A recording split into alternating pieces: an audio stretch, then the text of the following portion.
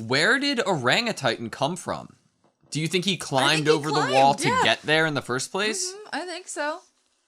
I think he came for a goal, he got the gear, and he was leaving with it. Okay, so let's take it from the top in the orangutan sense, right? He came for a goal. What preempted that goal? Was it out of just pure coincidence, or was it because Annie was captured and the wall was exposed? It might have been based on events happening where he realized that they needed to know a little bit more about the humans. Okay. So then he climbs over the wall, and if that is the way that we are perceiving this, if he climbs over the wall to do this goal, right, have this mission, is the mission to get the ODM gear, or was the mission to make Titans? Or was the making of Titans while he was there a coincidence?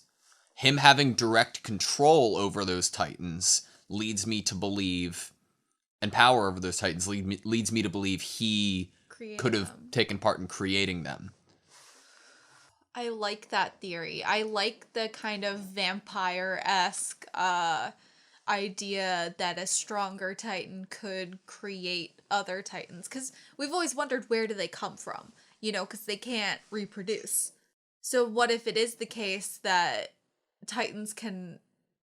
Remember when we brought up what happens to the people that they digest? Yeah. Or, like, that are inside of them? They get regurgitated. What if they ever go out or take some with them and then...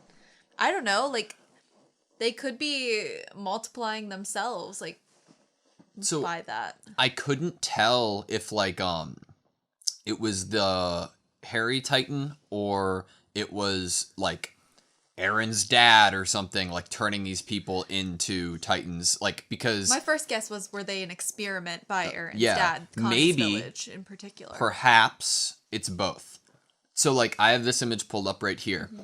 It's an anime, I know, but I am just trying to make sense of this. It makes me think of Cell's time capsule in Dragon Ball Z when Trunks and Bulma found it. So there's rubble on the outside of the house, no? I'm sure there'd be rubble anywhere regardless, but if a Titan reached in, I feel like it'd be more concentrated perhaps on the inside. I think that it's, like, with the context that we have, it's very easy to assume these people were all in their homes and turned into Titans. It's every single house, though, and there's no blood. Yes. And, like, obviously we saw what we're going to assume is Connie's mother and or some other family member that it was welcoming him home, but it looked like, I mean, his mom was blonde, and I'm assuming she has the same eye color. So if it was some type of combination of what Aaron's dad gave to people to stop the epidemic and the Beast Titans' arrival, right, then it could be like called them into action almost. Called them into action, or like, I don't even, like, even stepping foot inside the walls. Was like they immediately, the instinct inside of them went to obey him or something. Yeah, and like they were all in their homes separately. I'm gonna assume that it's an animal because they called it a beast, but it could be a translation thing. I like orangutan. I mean, orangutans are the monkey that is, like, the most, I guess, humanoid out of the monkeys, right? Yeah. When I was texting, like, I have a buddy who is, like, our, I guess, guide throughout Attack on Titan, who is really, like, he's a really good friend of mine, and he, I'd go as far as to say my best friend. But no, he's a big fan of Attack on Titan, and he was super excited to know that Anna and I were going to start it, and we didn't know anything. So after, like, each episode, I text him, and after we first met the orangutan, and I told him about it, and he was like, yeah, some people call him Harry, some people call him a beast, some people call him, like just, like, a bunch of different, like names to call him or whatever for fun. And this is the first time we've seen the term beast. Other than in the title. Other than in the title, Beast Titan. Yeah. And so I don't know if that's what we should go forward calling him or not. But regardless, would Aaron technically be a teen Titan?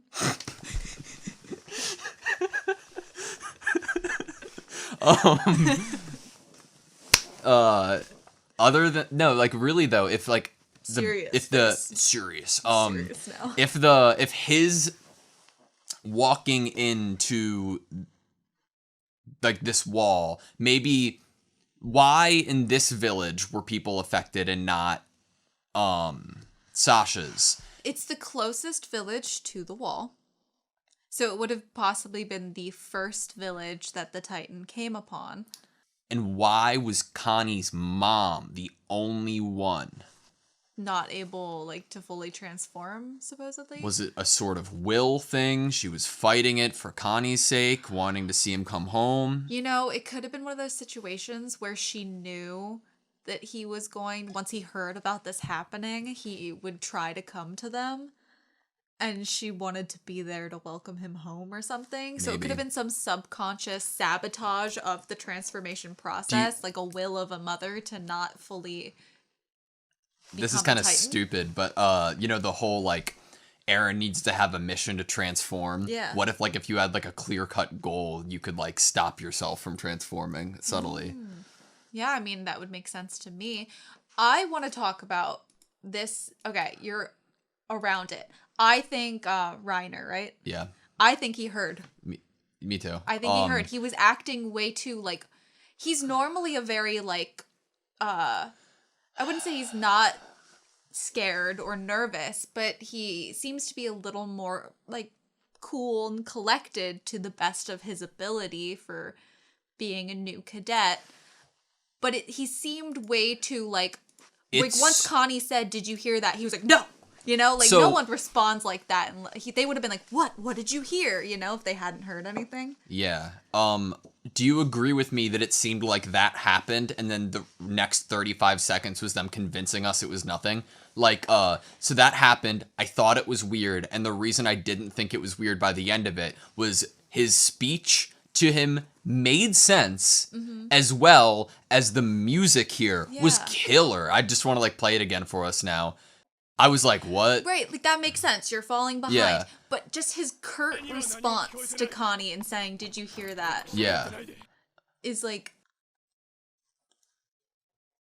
And that, him turning like that, it's purely those, like, and then it's like he's getting upset at him quite... I agree. It's like those three little signs are But... just slightly not what I would have written the character to do if he didn't know anything. But I didn't write it. It's also like a plausible deniability kind of sense for our sake, because like it in this like if they decided that and we're wrong with it, it would make sense for him to do this in a world, right?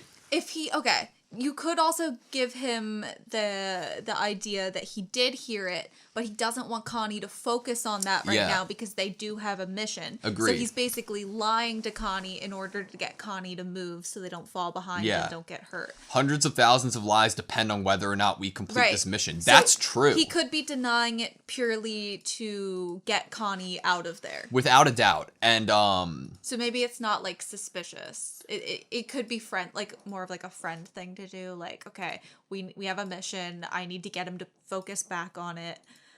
But no, I agree. We're gonna bring him up again towards the end of the discussion. Obviously. Because that's when him and Ymir have this question. I was suspicious of his character when the Jean and Armin with the female Titan but everything that I was theorizing in that moment got dispelled by us breaking it down and realizing that Titan blood evaporates. The only thing that made me suspicious of him so much was because of the squish. Yes, that's the only... We've seen other people like claw their way out of a Titan's hand before. That's fine. It was just we didn't see it in the next episode's like review or recap of it. Yeah. It was just that one scene that I thought was weird. And this show is trying to make us be suspicious of everyone because we knew that Annie was some sort of spy-ish, had a mission, but now we're learning that Ymir and Krista are also shady characters, even though Krista's like this amazing cute angel. In my mind, it's shady to a different side. Like there's like in my like hierarchy right now, or family tree for lack of a better way to put it, there's two different like sides of it. Like humanoid political side with like Princess Ymir or whatever, right? And then like a Titan side with Annie. I don't like, I would think Ymir and Krista here, like their family have some like, they're just like really, they have generations of family with long history in them and some sort of importance. I didn't think Krista had more importance than Ymir did as of like before last episode. Like her having to come around in this was like I did not expect it. Like when Ymir said like have to or Krista said, does this have to do with my family? Then I was like, what?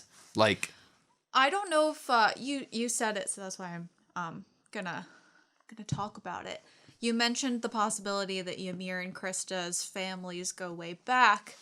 I'm not sure if that's the case, or Krista seems like the type of person who saw Ymir as their best friend. And while being in the cadets together, who's to say she didn't tell Ymir who she is or about herself? And that might be why she's like, did what I tell you change how you acted towards me or around me? That makes sense. It could have been that sort of feeling, or it could have been that Ymir's family was always tasked to help Krista's family in some way. The only reason I like jumped to the protection aspect was because like when I think of Ilse's notebook, I think of Princess Ymir, then I'm automatically like, okay, so there was a Princess Ymir back when Titans were created, probably. So if Krista's family's important, most important families I feel like are generational. I don't know, like in my head there was some sort of, it could be a connection there.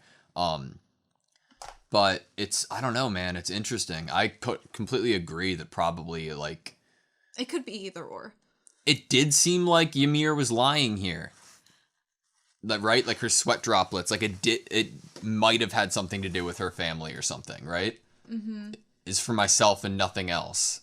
Like, or it could be just the fact that what she says there is a lie. That it might not be for Krista's family, but it's definitely not just for herself and no one else or no other reason. But like, and then like, obviously at the end, the two freaking suspicious characters that are having a secret conversation are... We're going to get there. Okay. We're going to get there. Okay, sorry. I got ahead of myself. With you. I am with you, dude. Okay. So, Hanji brought up the rock. Different rock. I know. So I completely agree that it could just be like she didn't want Armin to steal her thunder. Yeah. But you are also right. She might not have wanted him to say something in front of. Yeah. Granted, kudos to Armin, man. Like, I mean, like, think about what Levi said. He was like, Armin and Hanji, they're the brains, basically, of this mission. Then... Let me finish, Armin. She kind of has a sweat droplet there. Granted, it's an anxious moment. I don't know. It could be something else, I feel like she's doing everything purposefully to do something to and then Pastor Armin Nick. caught on or something. That's a reach, but it's very interesting. I think push comes to shove. Aaron always finds a way, right?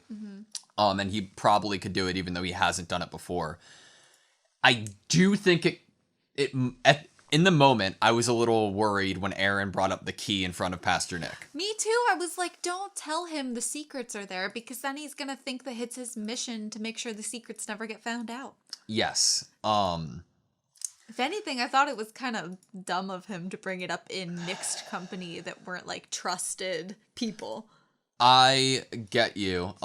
It was very, I thought, powerful to see Pastor Nick's reaction to the people, and it's very good work on Hanji and good work on Levi. Like, for that sense, that was a right choice. They got information. He actually opened his mouth, and his total facial structure changed. It did. He normally looks so like, and now he's just more like, holy fucking shit. So I just want to read like these upcoming lines out loud because I read them the first time through, but I don't think I might have comprehended everything. So just in case, this is Pastor Nick talking. The order of the walls must always adhere to the sacred will we are bound to obey. Whose will? God or something? I cannot say. However, I can inform you of a name who under their sacred will we were instructed to monitor. Is Krista's family like the ones that started the Wallace? Then like why would she be allowed to join, you know, the cadets? Okay, so breaking down the sentence, I can inform you of a name who under their sacred will, their name as in Krista's family name? Maybe it might have been the family. We don't know if it was her full name or if it was the family name. I would assume family name because the Wallace have been around forever, for a long time. Yeah. And it'd be weird if it was all up to the will of a young girl. Who under their sacred will we were instructed to monitor, as in monitor the person or monitor the walls. Maybe, and monitor is a good term because it means to not get involved with, just to observe. And so he's not allowed to get involved unless it is the will to get involved. Yeah. And obviously he knows of Krista's whereabouts. Okay. That person joined the scout regiment as of this year. I think it's not her family, it's specifically her. Then that would mean that she was the one who gave them orders. No? Or maybe like it's been under their sacred will.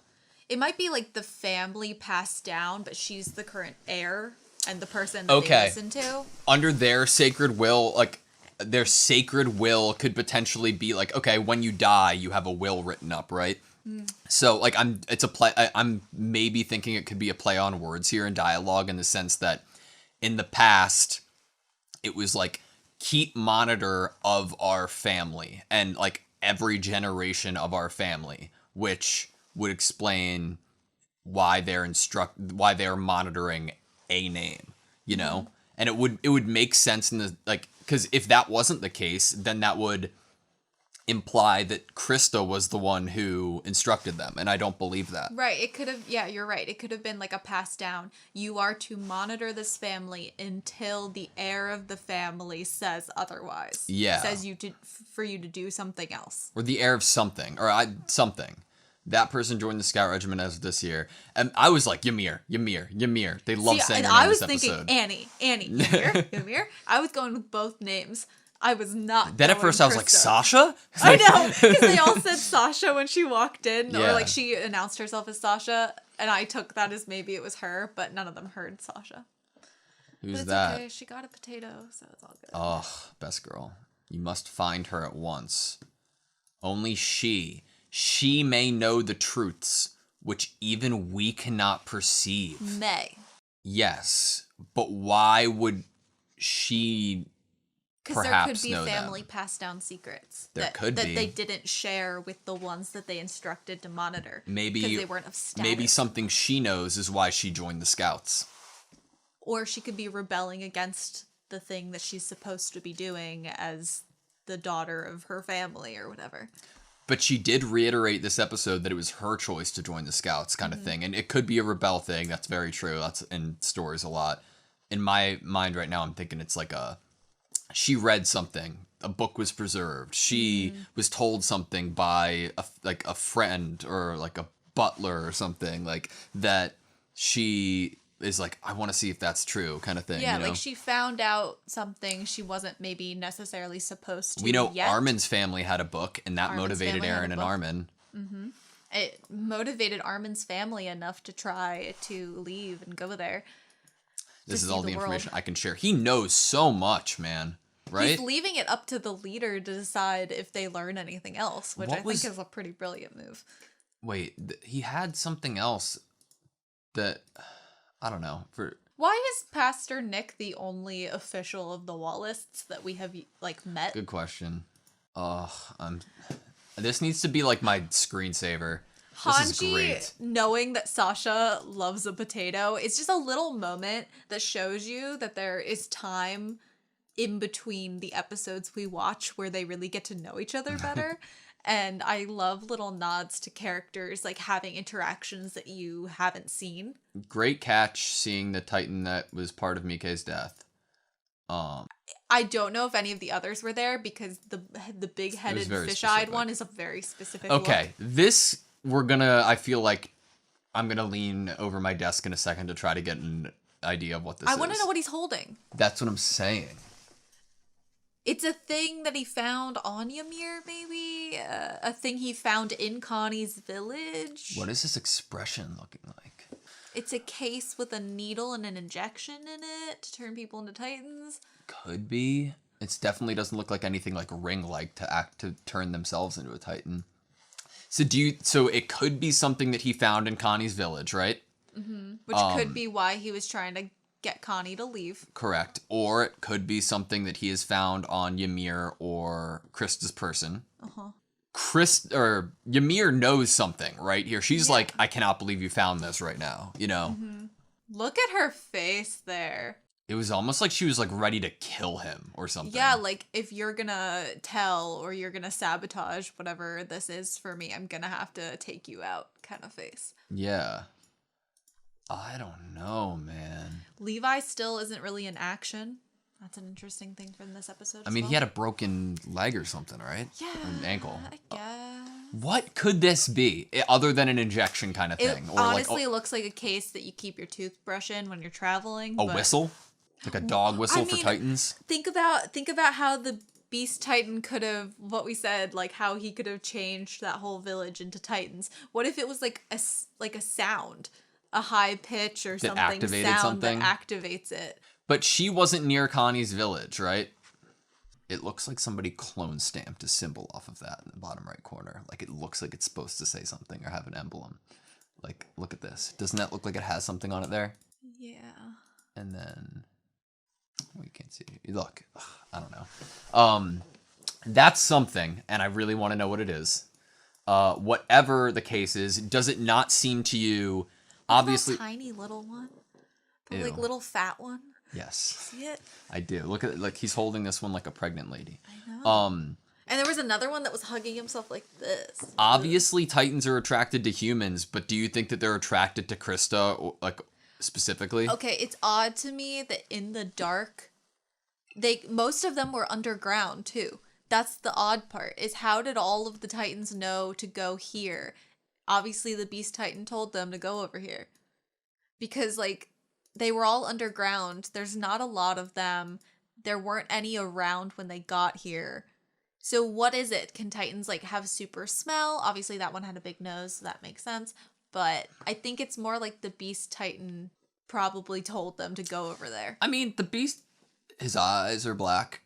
Mm-hmm. Could be the whole control thing, like we were saying.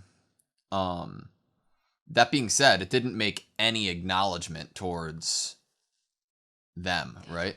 Ymir's face, man. What is Connie's reaction? I thought it when it was happening. What is his reaction to looking over to the three of them? Like, what is he reacting to? It's more like... It's like a beast. Right? It looks like he is looking at them and they're shocked to see something. No?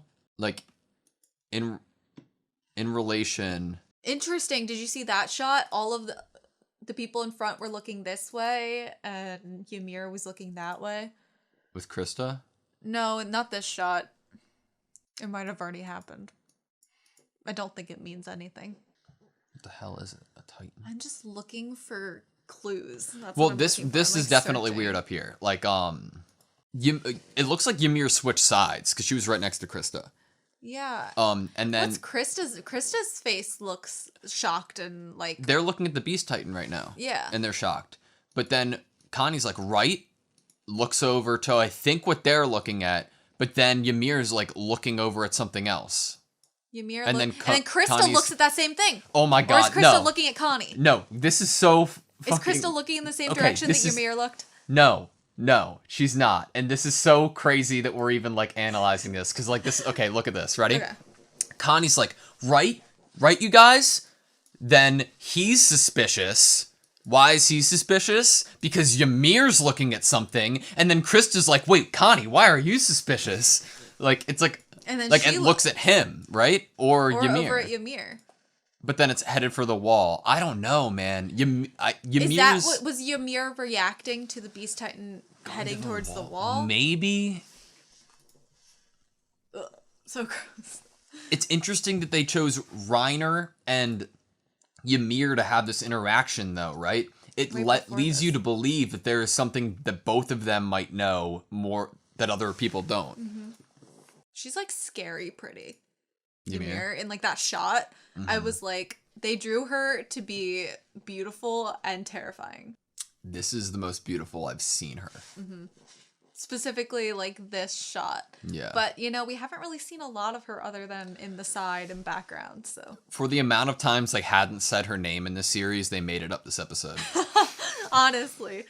Ugh. Oh, Krista's so cute. She's drooling when she's sleeping. She's cute. Isn't that cute that, like, they were asking about Krista and Armin just goes, she's cute. They're in their own room. She's looking for something. They have a reason to be in the other room to talk. Did they find something here? No, maybe you. And she's like, shut your mouth. Whoa, okay. What were they looking in? Like a supply box from the castle?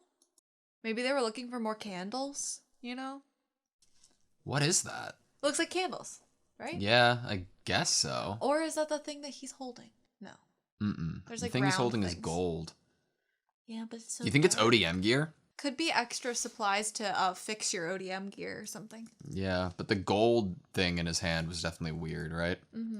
I don't think we're gonna be able to figure it out. I know I want to, though.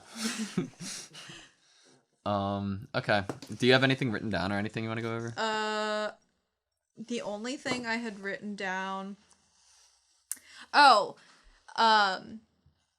I thought it was...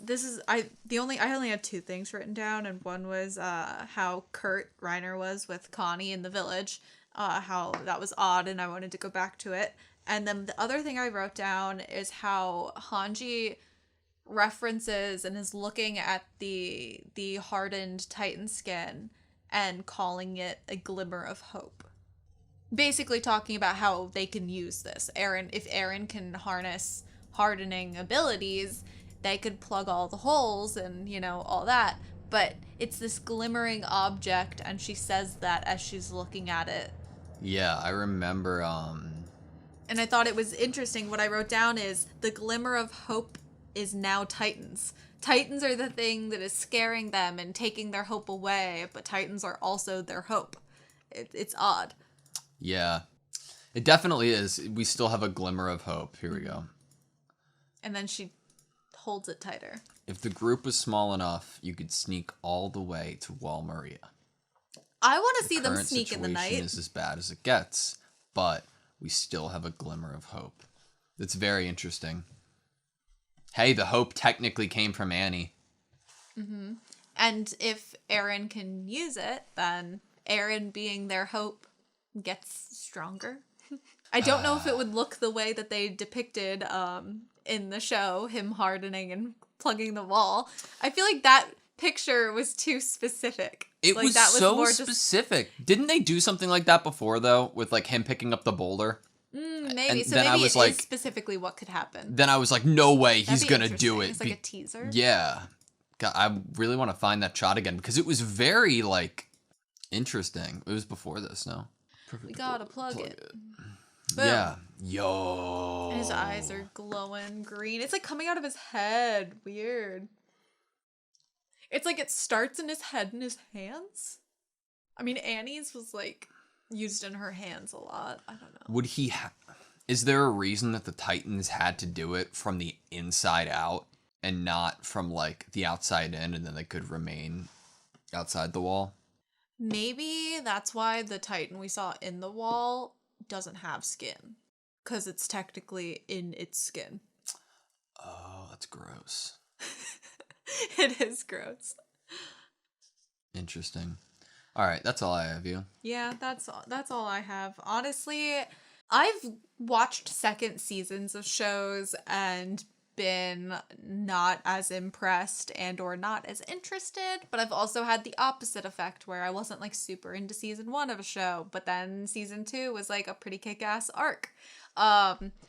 And I would say that this season so far, I know it's very soon into it. It's episode 3 and we just finished, but so far it still is going strong for me of having all of the qualities of why I enjoyed season 1, which is I love talking about language that's used. I love talking about devices and story elements that are used to hint, to tease the viewer into possibly guessing what's going to happen. And this show has a lot of great story elements to get into, to theorize on. And I don't feel disappointed by that in season 2 yet. Sometimes I feel unsure of myself when it comes to reacting to other shows and my discussions for them because they are not as long or in depth, and I overanalyze things in my head like that I've seen on the shows because they're not written and made to be looked at that way. Mm-hmm. But I'm so used to it with this show, and I appreciate it so much with this show. Like, Demon Slayer is gotta be one of my favorite shows of all time, and it's so in the moment reactionary, mm-hmm. and that's why I love it. And this show is just as much love, but in its own way, like, in its different way. That is, it could easily be better or worse depending on my mood, because like I feel like it's challenging me. It's challenging me, mm-hmm. and I love thinking and talking about it. I love being able to look at specific words and trying to figure out how they. I think it makes sense for us. We both love to learn, and a little bit of challenge and breaking things down and like guessing, but having like more like evidence-based guesses mm-hmm. is fun. It's fun to see if you can get on top of where the story's going. We should do an escape with what's being given to you. It's like a murder mystery. Like you've been given the facts or evidence of the murder, and you have to figure out who the murderer is based on the evidence. AutoSave does escape room. That'd be fun. All right, a Titan-based escape room. So like every window you see, you have to like make sure you don't pass the windows or you'll get spotted. Sounds like an obstacle course, more of an escape room. It's the basement. Aaron's basement is the escape room. Escape from Aaron's basement. It's like the world's the escape room, and we're trying to get into Aaron's basement. All right, that's all I have you. Yeah. Thank you guys so much for watching this episode with us. Please like, comment, and subscribe, and we hope to see you next time.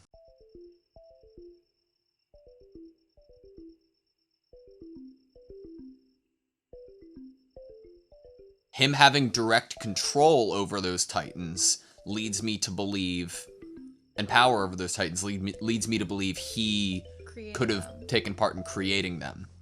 Him having direct control over those Titans leads me to believe, and power over those Titans leads me to believe he could have taken part in creating them.